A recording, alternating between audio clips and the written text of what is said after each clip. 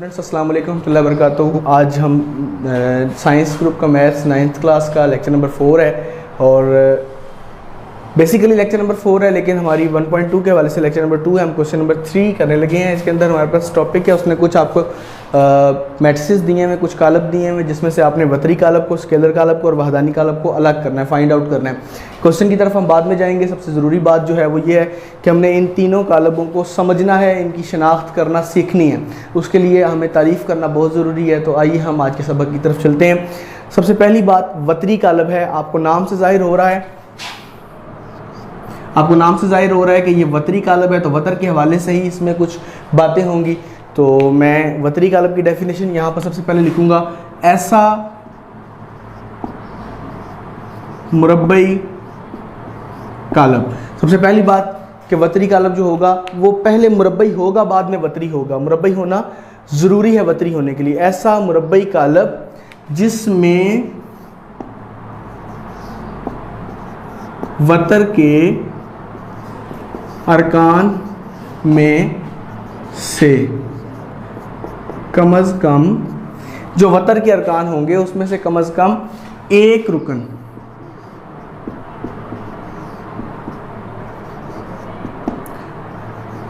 गैर सिफर होगा। दोबारा इसको आप पढ़ लेंगे, ऐसा मुरब्बई कालब। मुरब्बई कालब से मुराद ये कि पहली शर्त उसमें वतरी होने के लिए पहली शर्त यह है कि वो मुरब्बई होगा। ऐसा मुरब्बई कालब जिसमें वतर के अरकान में से कम अज़ कम एक रुकन गैर सिफर होगा और बाकी तमाम अरकान सिफर होंगे।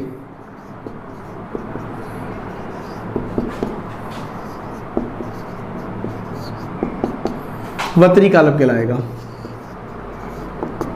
अब मिसाल मैं यहां पर आपको दे देता हूं।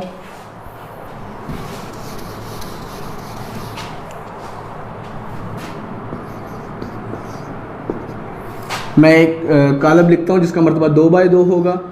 वो है जी 0 0 0 3। अब देखा जाए तो ये इसकी डायगोनल एंट्रीज हैं। वतरी जो है वो अरकान है, वतरी अरकान में से कम अज़ कम एक रुकन गैर सिफर है, 3 गैर सिफर है, बाकी तमाम अरकान सिफर है। तो ये एक वतरी कालब है।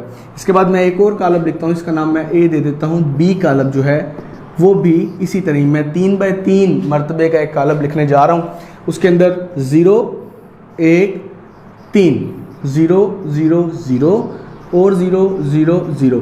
यहाँ पर भी आप देख सकते हैं कि ये आपकी वतरी अरकान है, इसमें से कम से कम एक रुकन, 2 भी हैं कोई मसला नहीं है, वो आपके गैर सिफर होंगे, बाकी सब सिफर होंगे। तो ये एक वतरी कालब है। और अगर तीनों भी हो जाएं तब भी ये वतरी कालब ही होगा। इसके अगली बात जो है वो है स्केलर कालब।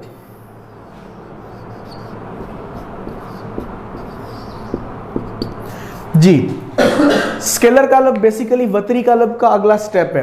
ये एक चेन ऑफ मैट्रिसेस है। जिसको वतरी कालब की समझ आई वो स्केलर को समझ सकता है, जिसको वतरी की समझ नहीं आई वो स्केलर को नहीं समझ पाएगा।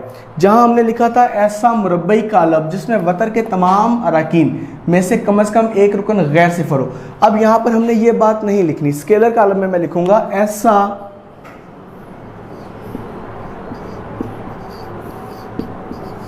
वतरी कालब।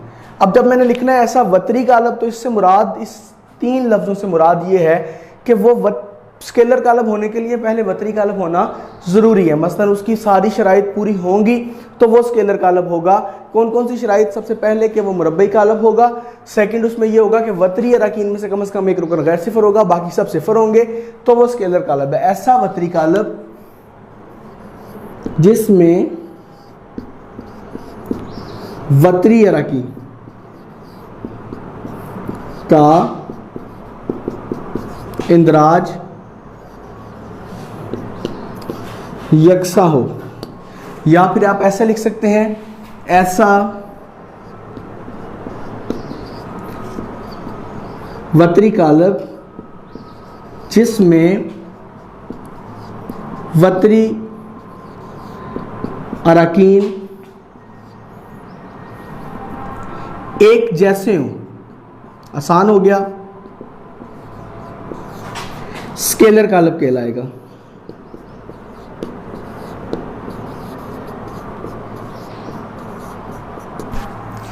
ऐसा वतरी कालब जिसमें वतरी अराकीन, जिसमें वतर के तमाम अराकीन एक जैसे हों, वो आपका स्केलर कालब कहलाएगा। मिसाल मुझे उम्मीद है आपको समझ आ चुकी होगी, मिसाल लिखूंगा तो मामला और वाज़ेह हो जाएगा।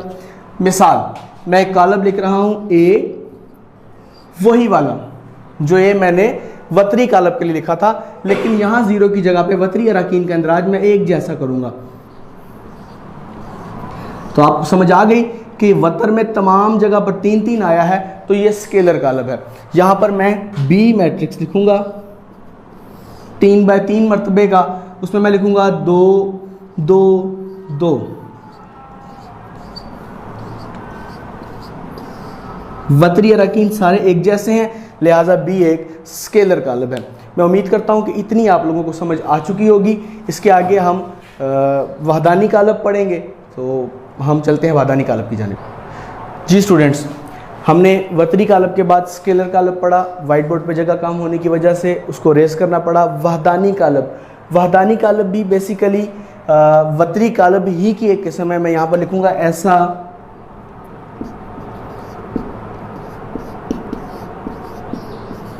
वतरी कालब जिसमें,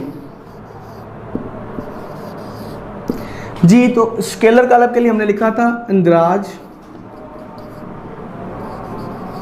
यकसा, मतलब कि उसमें वतर के तमाम अराकीन एक जैसे थे, लेकिन यहाँ पर इस तरह का सीन नहीं होगा। ऐसा वतरी कालब जिसमें वतर के तमाम अराकीन एक के बराबर हों, मतलब वतर में तमाम अराकीन जो भी होंगे वो एक के बराबर होंगे। जैसे मैं यहाँ पर एक कालब लिख देता हूँ, वहदानी कालब कहलाएगा, सॉरी। इसके बाद मैं यहाँ पर एक कालब लिखता हूँ ए बराबर है 2x2 मरतबे का 1 0 0 1। अब वतर में दोनों एक एक आए, यहाँ पर मैं एक बी कालब लिख देता हूँ, बी बराबर है 1 0 0 0 1 0 0 0 1। बी भी एक वहदानी कालब है, क्यों? क्योंकि ये इसके वतर में सारे एक एक आ चुका है। अब वहदानी कालब के इजहार का तरीका जो है वो कैपिटल आई से हम इसको जाहिर करते हैं। कैपिटल आई बराबर है बी के, मतलब ये वहदानी कालब है। मैं उम्मीद करता हूँ कि आपको इतनी समझ आ चुकी होगी। अभी हम चलते हैं 1.2 के सवाल नंबर 3 की जानिब।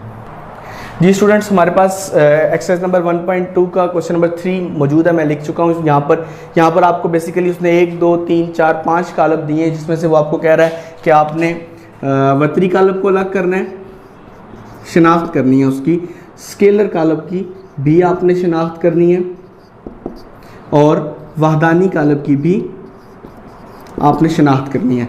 मैं कालब जिसका नाम ए है, ए कालब से स्टार्ट करूंगा। ए में वो आपको कह रहा है 4 0 0 4। वो डेफिनेशन आपने नोट डाउन कर ली होंगी। वहाँ से आपने उनकी हेल्प से आपने ये देखना है कि ए कालब कौन सा कालब है, वतरी कालब है।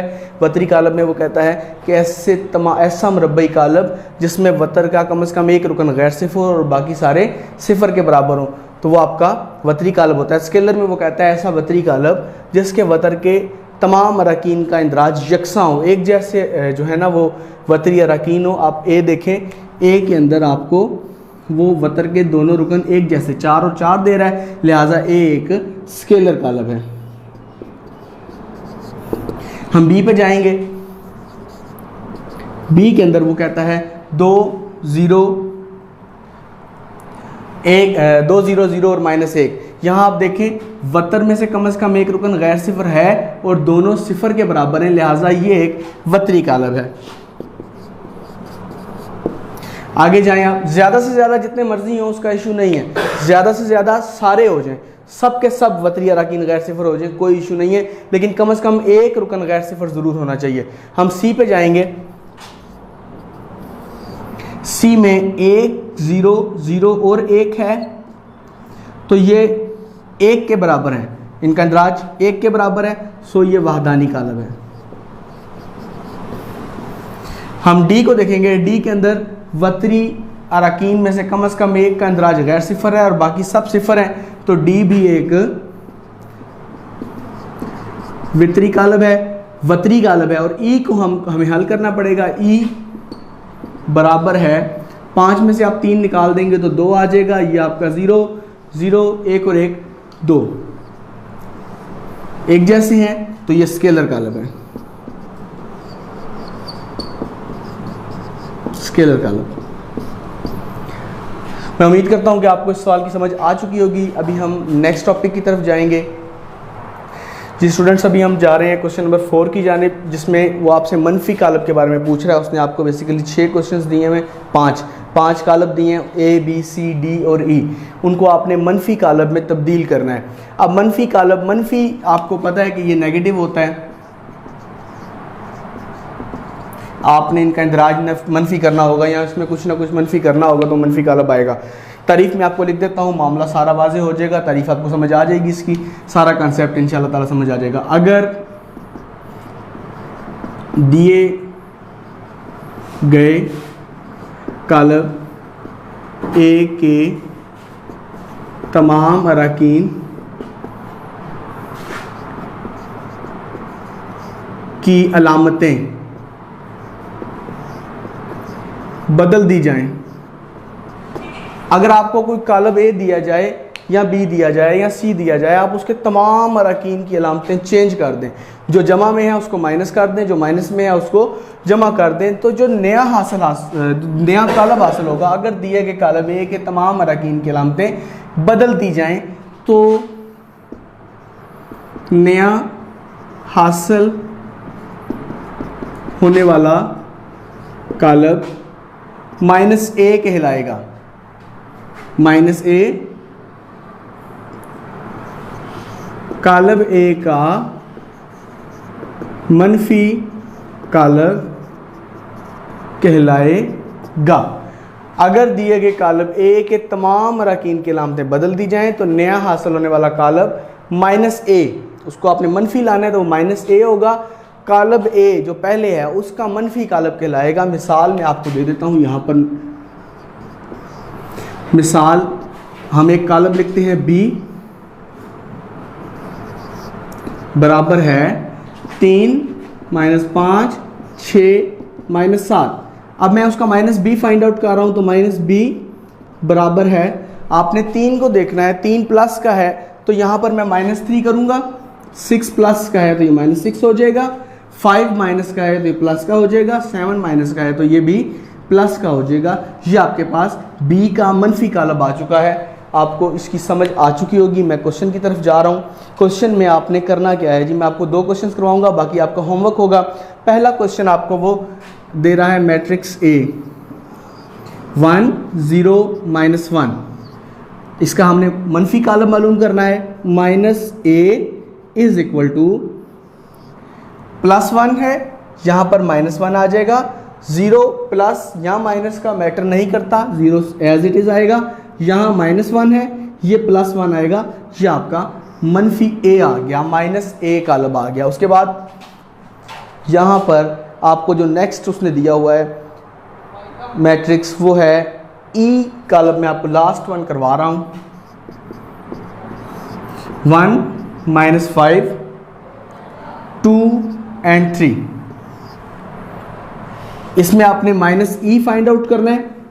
मनफी कालब e का 1 है, -1 2 है, -2 -5, ये जमा का 5 हो जाएगा, और ये 3 है तो ये माइनस का 3 हो जाएगा। ये आपका मनफी कालब आ गया। और बाकी आपके पास b d और e, ये आपका होमवर्क है। मैं उम्मीद करता हूँ कि आपको इस सब की समझ आ चुकी होगी। आपका होमवर्क आपने दोबारा रिवाइज कर लेना है। आज जो चीज़ें हमने पढ़ी, सबसे पहले वतरी कालब की डेफिनेशन, उसके बाद वहदानी कालब, स्केलर कालब, इन तीनों की डेफिनेशन, मनफी कालब की डेफिनेशन, और उसके क्वेश्चन नंबर 4 और 5, क्वेश्चन नंबर 3 और 5 जो कि बुक के पेज नंबर 9 और 10 से आपको मिल जाएगा। ये आपका होमवर्क है। तो मैं उम्मीद करता हूँ आपको इतनी समझ आ चुकी होगी। अल्लाह हाफिज़, फ़ी अमानिल्लाह।